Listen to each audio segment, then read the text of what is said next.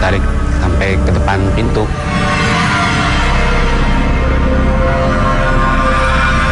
Iya pas tidur, pas itu saya nggak menyadarkan diri, pas bangun udah ada depan kursi situ.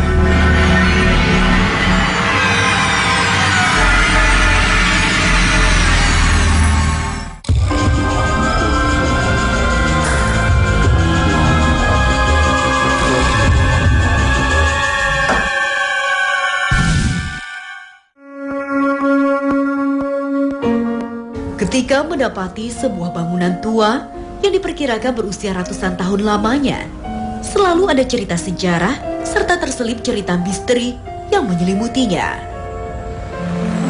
Contohnya, Pelabuhan Cirebon ini. Pelabuhan yang diperkirakan dibangun sekitar tahun 1800-an di masa penjajahan Belanda. Bangunan tua berciri khas arsitektur Belanda ini masih tetap berdiri kokoh di area sini. Bahkan gudang-gudang tua ini pun masih difungsikan.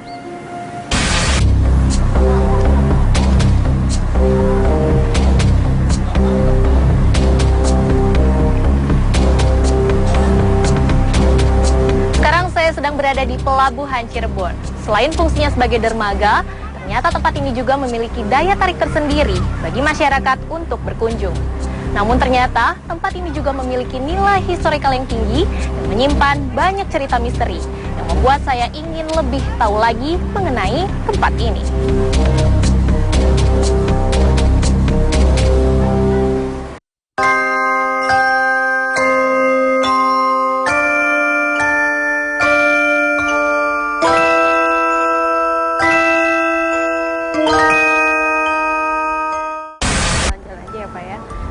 Rasa penasaran saya akan tempat ini begitu besar. Saya pun mencoba menemui Pak Iman selaku pengelola pelabuhan. Pak, berbicara mengenai sejarahnya juga, ini sebenarnya dibangun tahun berapa sih Pelabuhan Cirebon ini? Pelabuhan Cirebon ada pada sekitar tahun 1600-an. Di saat bangsa Persia dan bangsa Cina masuk ke Pelabuhan Cirebon. Ada dua tujuan mereka masuk ke Pelabuhan Cirebon. Pertama, dalam penyebaran agama Islam, dan kedua dalam melaksanakan perdagangan.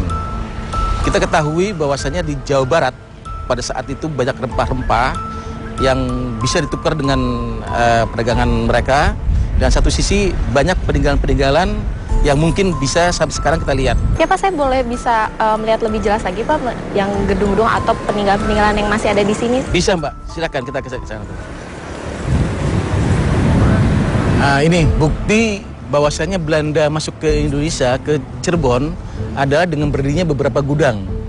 Gudang-gudang ini dulu dipergunakan untuk pengepakan barang-barang rempah-rempah, hasil rempah-rempah. Nah Pak, ini di sini juga di gedung ini atau gudang ini juga ada tulisan Anno. Iya. Nah, itu sebenarnya ada... Anno itu sebenarnya menandakan tahun, cuman menggunakan bahasa-bahasa bahasa-bahasa Belanda lah dulu ya. Ada sandinya lah gitu loh ya. Iya. Ya, kalau ini bahasanya bahasa sandi, kalau ini bahasa Indonesianya. Ya, tahun yang namanya Anno itu menandakan tahun, angka. Nah, ini 1918. Ini masih difungsikan tidak Pak? Sekarang masih, tapi nggak terlalu digunakan untuk menyimpan barang-barang yang seperti dulu. Paling untuk kegiatan-kegiatan yang bersifat insidental aja. Iya, karena sekarang sudah dimiliki oleh beberapa perusahaan gitu. Melihat dari bangunan di sini yang sudah berusia ratusan tahun, tak heran jika kesan mistis muncul di area Pelabuhan Cirebon.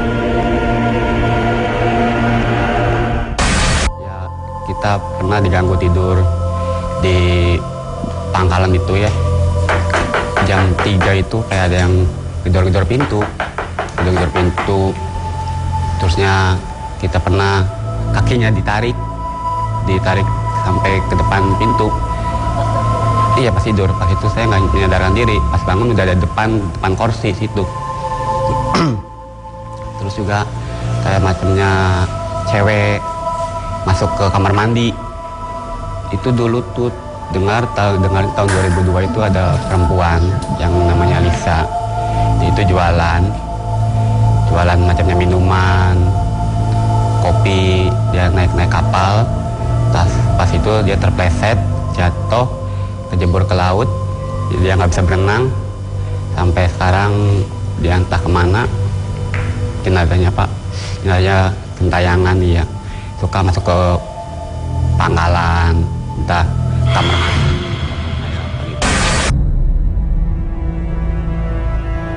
Gangguan gaib juga terjadi di salah satu gedung tua di kawasan Pelabuhan Cirebon. Gedung ini masih digunakan hingga saat ini sebagai tempat pelayanan untuk pembelian tiket kapal. Gedung berlantai 2 ini hanya dihuni oleh 1 orang pegawai. Pertama-tama saya kerja di sini udah hampir 24 tahun. Kemudian selama 24 tahun ini banyak kejadian-kejadian yang sama orang lain dirasakan, namun pada diri saya sendiri belum pernah saya merasakan apapun yang diceritakan sama orang lain yang pernah merasakan di kantor ini gitu. Namun perlu diketahui kalau gedung ini kan dibuat pada zaman Belanda. Untuk ruangan lantai 2 sendiri sudah hampir 12 tahun tidak dipergunakan untuk kantor karena karyawan berkurang gitu kan. Nah, ada kejadian yang menurut pendapat saya sangat mengganggu perasaan saya. Kejadian itu bermula pada saat adanya rapat atau rapat umum yang diadakan di kantor ini, baik di bawah maupun di atas. Pada saat rapat itu kita kebetulan mengikuti di lantai bawah. Di atas juga ada rapat yang diikuti oleh rekan-rekan yang lain. Namun pada saat kita mencoba mau naik ke atas, yang ikut rapat di lantai atas itu kaget melihat saya. Ya kenal. Pak. Bapak perasaan udah masuk ya dari? Enggak, saya di bawah aja, nggak pernah naik. Barusan naik di sekarang ini. Karena sebelum saya naik, mereka sudah melihat saya berada di ruang atas. Tadi siapa ya Pak? Enggak tahu, barangkali orang yang mirip saya kan yang naik dulu. Nah itu yang menjadi pikiran saya. Saya penasaran seberapa besar energi gaib yang ada di Pelabuhan Cirebon ini. Tadi di sini saya lihat dan saya rasakan cukup kuat sekali. Tapi mencoba saya untuk interaksi di dalam mungkin kayaknya tidak bisa. Maka nanti saya coba tarik agar kita ditarik. Ditemani Kang Ujang, pada malam hari kami mencoba melakukan pendeteksian di berbagai lokasi di kawasan pelabuhan.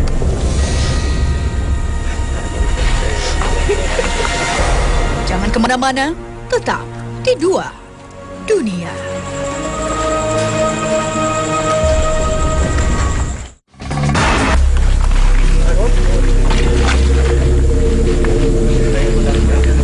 Tadi di sini saya lihat dan saya rasakan cukup kuat sekali. Tapi mencoba saya untuk interaksi di dalam mungkin kayaknya tidak bisa. Maka nanti saya coba tarik agar kita ditarik ke arah sana.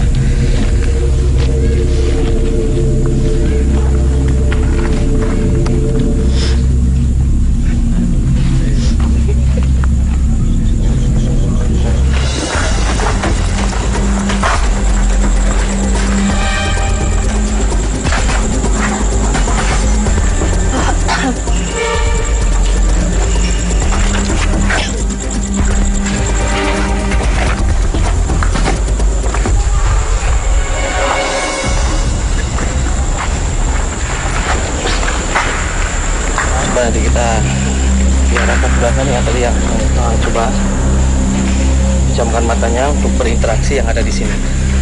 Matanya pedamkan, tarik nafas dalam-dalam, keluarkan dari mulut.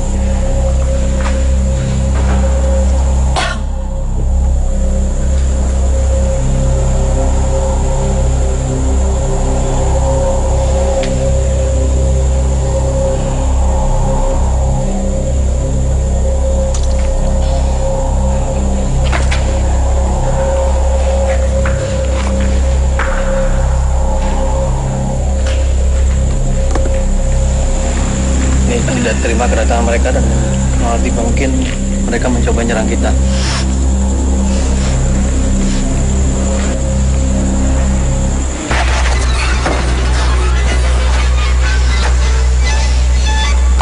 Dada saya terasa susah saat berada di dalam gudang tua ini. Coba terangin apa yang dilihat.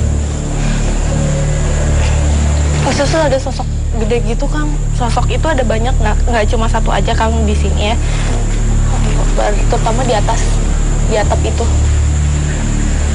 Cuman nih, bisa rasanya sampai sekarang susah napas gitu, Kang. Maksudnya kayak ada. Pejamin mata lagi nanti akan saya keluarkan karena tadi mencoba ada yang masuk. Dengan fokus nanti akan saya dorong dari belakang. Tampaknya energi yang ada di dalam gudang ini cukup kuat.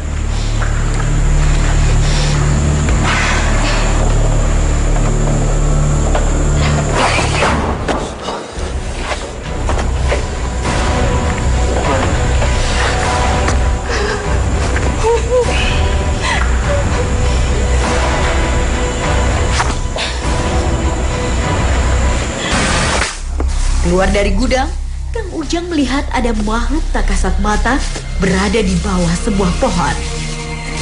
Konon, adanya gangguan yang sering dialami orang-orang di pelabuhan berasal dari makhluk di tempat ini. Saya pun bisa merasakan energi yang muncul di sini. Dia mencoba mengajak saya untuk masuk ke alamnya. Kalau dia ngajak masuk nggak usah ikut, jangan gitu. Ini tuh dia ada di belakang nih, Kang, di sini. Ya nggak apa-apa. Ketika dia mau ngajak masuk, tinggal ngomong, saya tidak ada urusan. Saya di sini cuma untuk mencoba menjawab salam. Ketika mau menjawab salam, tinggal jawab salam. Terus apa yang dia katakan? Berat banget.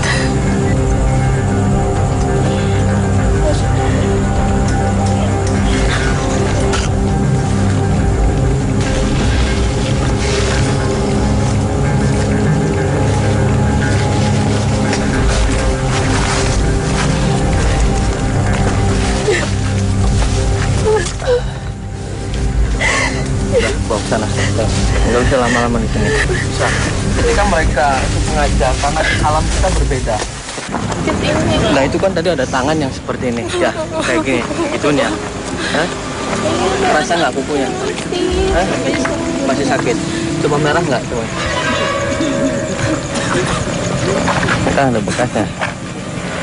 Nah, bekas ini yang tadi kuku itu, yang coba dijatuh. Ada kukunya sedikit. Tuh, kelihatan. Lokasi berikutnya adalah sebuah gudang kosong di belakang kantor pelayaran. Mau mencoba interaksi? Coba. Tinggal pejamin mata, tarik nafas. Silang alam. Energi di sini begitu besar sekali hingga tubuh saya tak mampu untuk menahannya.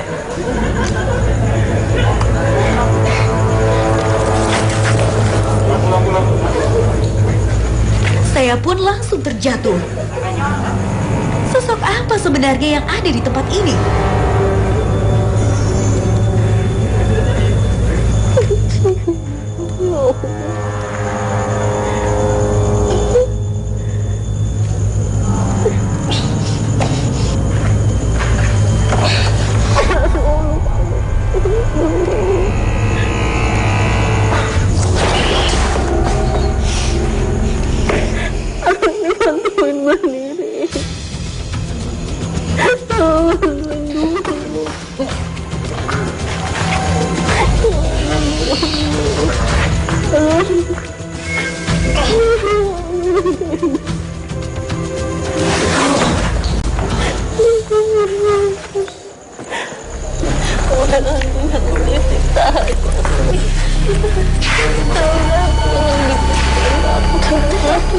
Nggak kuat di sini. Tadi kekuatan energi kan ada cahaya, tapi insya Allah tidak ada masalah. Yang penting kita semua datang baik-baik. Nah di sini juga sosoknya yang besar dan juga yang tadi di belakang saya melihat ada sosok perempuan juga ada, dan juga ada salah satu tapi tadi sudah pergi lagi ke sana, itu yang mencoba dulu yang sering mencelakakan orang yang ketika di depan terus tiba-tiba celaka. Nah itu ada. Pendeteksian kami lanjutkan ke lantai 2 kantor pelayaran ini.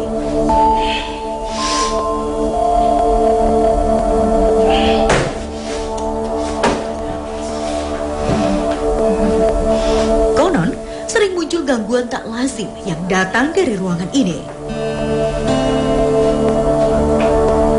Kembali Kang Ujang mengajak saya untuk berinteraksi dengan makhluk penghuni tempat ini.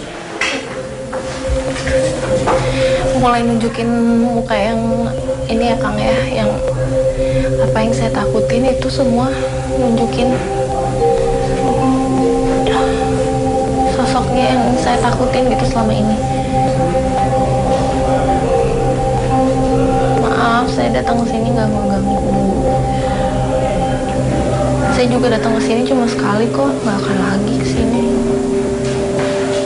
Jangan ganggu-ganggu orang di sini. Jangan ganggu orang-orang di sini yang kerja.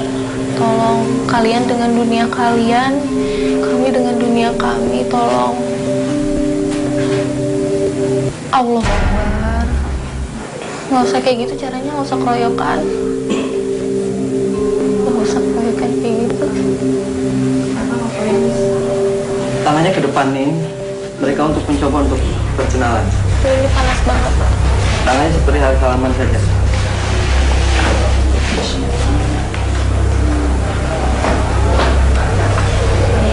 Ini ya tangannya. Depan lagi coba potongin, ke kiri lagi. Karena untuk seperti apa dipotong. Terus ke depan lagi. Begini panas banget. Pendeteksian kami lanjutkan ke sisi ruangan lain di kantor ini. Depan lagi. Kang Ujang merasakan energi di ruangan ini lebih kuat. Pelan-pelan matanya dibuka. Kang Ujang pun mengajak saya untuk berkomunikasi. Mau pelukan, ngapain dorong-dorong ke depan?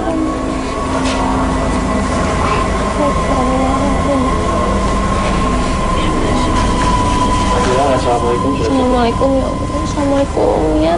Ya jangan ngikutin ya. Udah di sini aja rumahnya, nggak usah ikut-ikut.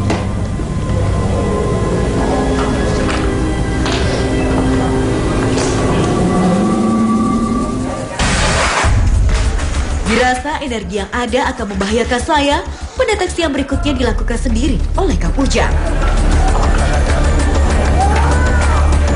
Kang Ujang menemukan bahwa sumber kekuatan paling besar berada di lokasi ini.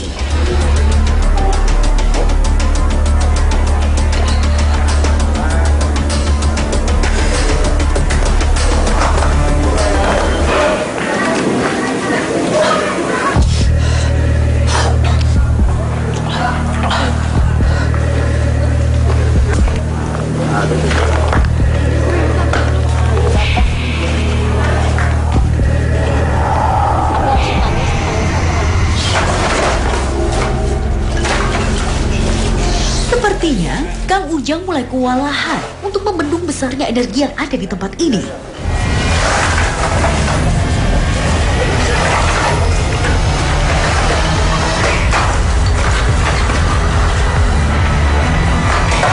Kekuatan apa sebenarnya hingga begitu menguras energi Kang Ujang?